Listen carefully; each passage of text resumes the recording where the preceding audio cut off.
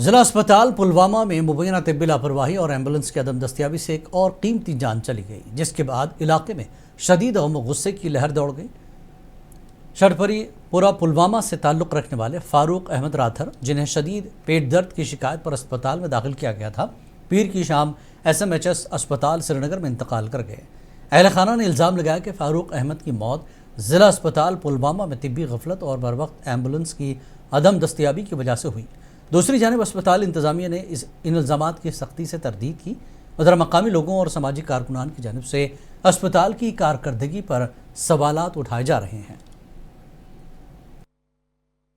जो आप लाश देख रहे हो अभी, फारूक अहमद ठोकर सुबह ये खुद चल के यहाँ पे आया था।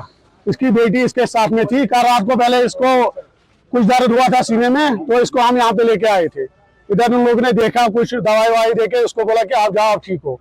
सुबह बोला कि सुबह चेकअप कराने आ जाना। सुबह ये आया, इसकी बेटी इसके साथ, ये खुद चल के यहाँ पे आया। इंजेक्शन लगा दिए, इसके मुंह से कुछ निकल आया, जाग वाग निकल के आया। फिर उन लोगों ने बोला कि इसको शिफ्ट करो श्रीनगर, लेकिन आधे घंटे तक यहाँ पे कोई एम्बुलेंस नहीं थी। श्रीनगर रेफर किया गया, उन लोगों ने बताया कि ये ऑलरेडी डेड है। Will investigate into the matter.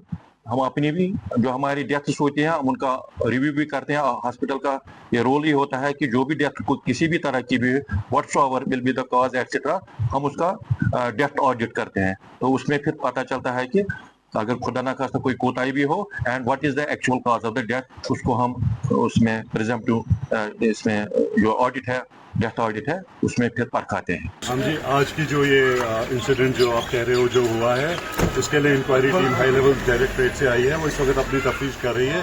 जो ही रिपोर्ट तैयार होगी आपके साथ शेयर